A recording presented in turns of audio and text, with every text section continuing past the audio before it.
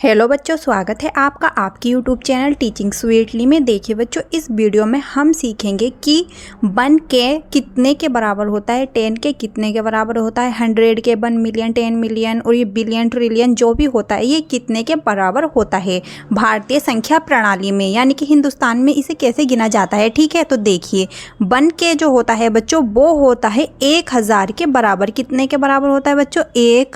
1000 के बराबर होता है क्या? 1 के। ठीक है, कितने के बराबर होता है? 1000 के। 1000 में कितने ज़ीरो होते हैं बच्चों? 3 ज़ीरो होते हैं। ठीक है, अब देखिए 10 के। 1 के जो है 1000 के बराबर है, तो बच्चों 10 के कितने के बराबर होगा? 10,000 के बराबर होगा। कितने के बराबर? 10,000 के बराबर है। कितना? 10 के। आपने ये कहीं ना कहीं तो देखे ही होंगे, 1 के, 10 के, 100 के, है ना बच्चों? तो ये 10 के बराबर होता है। अब देखिए इसमें कॉमा लगाते हैं, तो कॉमा 3 ज़ीरो के बाद लगता है भारत के हिसाब से। ठीक है, इन 3 ज़ीरो के बाद लग जाएगा और यहाँ भी 3 ज़ीरो के बाद लग जाएगा। अब देखिए यहाँ क्या है? 100 के, यानी कि 100 के किसके बराबर होगा? 100 के जो होगा वो 100,000 के बराबर होगा। कितने के बराबर बच्चों? 100,000 के बराबर। 100,000 कितने के बराबर होता है? और 100,000 जो होता है बच्चों 1 लाख के बराबर होता है, 1 लाख के बराबर। ठीक है, अब देखिए 1 मिलियन, जो बच्चों 1 मिलियन होता है ना वो 10 लाख के बराबर होता है। कितना? 10 लाख के बराबर होता है। तो ये 10 लाख के बराबर होता है 1 मिलियन। और 1 मिलियन को बच्चों हम शॉर्ट फॉर्म में 1M भी लिख सकते हैं, बिल्कुल लिखते हैं। और देखिए 10 मिलियन, 10 मिलियन को क्या 10M भी लिख सकते हैं शॉर्ट फॉर्म में 10 मिलियन को। ठीक है, जो 10 मिलियन होता है ना बच्चों वो होता है 100 लाख के बराबर। कितने लाख के बराबर होता है? 100 लाख के बराबर होता है। और 100 लाख कितने के बराबर होता है बच्चों? 1 करोड़ के। 1 करोड़ के ही तो बराबर होता है ना 100 लाख। 1 करोड़ में 100 लाख होते हैं, तो हम 1 करोड़ और 100 लाख बराबर लिख सकते हैं, बिल्कुल लिख सकते हैं। अब देखिए 100 मिलियन किसके बराबर होता है बच्चों? 100 मिलियन जो होता है वो 10 करोड़ के बराबर होता है। कितने के बराबर होता है? 10 करोड़ के बराबर होता है। क्या? 100 मिलियन या 100M ऐसे भी लिख सकते हैं इसे। अब देखिए अब है 1 बिलियन। 1 बिलियन कितने के बराबर होता है? तो 1 बिलियन होता है बच्चों 100 करोड़ के बराबर, यानी कि 100 करोड़ के बराबर होता है 1 बिलियन। ठीक है, कितने के बराबर होता है? 100 करोड़ के बराबर होता है। 100 करोड़ या फिर 1 अरब। 100 करोड़ किसके बराबर होता है? 1 अरब के ही तो बराबर होता है ना बच्चों।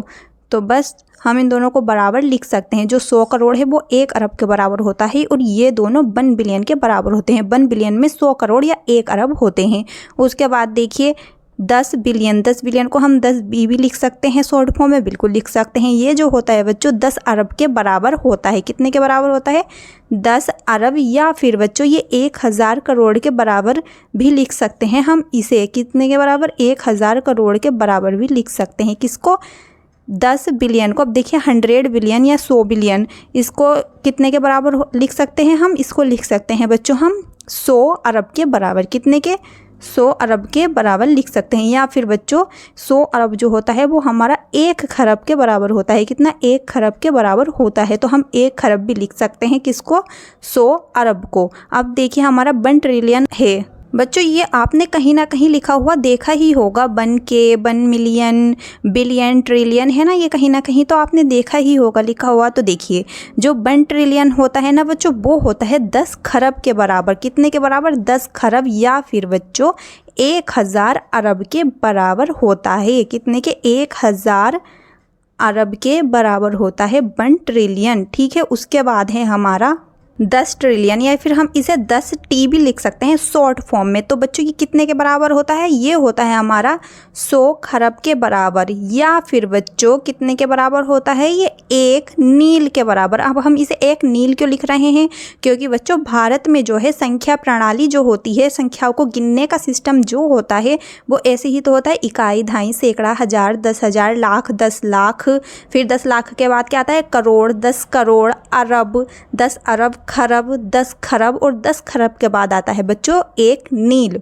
उसके बाद आता है 10 नील। बच्चों ये जो होती है इंडियन न्यूमेरल सिस्टम होता है। मैंने पिछली वीडियो में, इससे पिछली ही वीडियो है उसमें ये बिल्कुल अच्छे से एक्सप्लेन किया है, तो आप वो वीडियो भी जाके देख सकते हैं और आप अच्छे से समझ सकते हैं इंडियन न्यूमेरल सिस्टम, यानी कि भारतीय संख्या प्रणाली। ठीक है, तो यहाँ देखिए जो हमारा 100 खरब होता है वो 1 नील के बराबर होता है। अब है बच्चों हमारे पास 100 ट्रिलियन। 100 ट्रिलियन किसके बराबर होता है? जो बच्चों 100 ट्रिलियन होता है ना, वो होता है हमारा 10 नील के बराबर। कितने के बराबर? 10 नील के बराबर, या फिर कितने के बराबर? 1000 खरब के बराबर। ठीक है। अब बच्चों यहाँ देखिए, ये कहाँ से स्टार्ट हुआ था?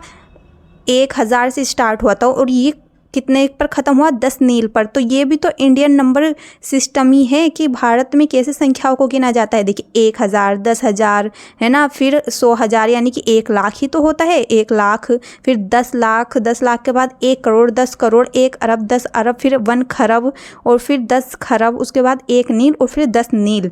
ठीक है बच्चों, तो आई होप आपको ये सब समझ में आ गया हो। ये बहुत ही आसान है, बस मेरा इसमें पर्पज़ ये था आपको बताने का कि ये आपने यूट्यूब वगैरह पे भी देखा होगा, लिखा हुआ 1K, 1M, 1B है ना, इस तरीके से ये सब देखा होगा। तो आपको ये समझाने का मेरा पर्पज़ था इस वीडियो में। तो आई होप, मैं आशा करती हूँ कि आपको ये समझ में आ गया हो। तो बच्चों अगर आपको ये समझ में आ गया है तो प्लीज़ चैनल को सब्सक्राइब करके ऑल पे सिलेक्ट कर लीजिए, और प्यारा सा कमेंट भी कर दीजिए, एंड वीडियो को लाइक कर दीजिए।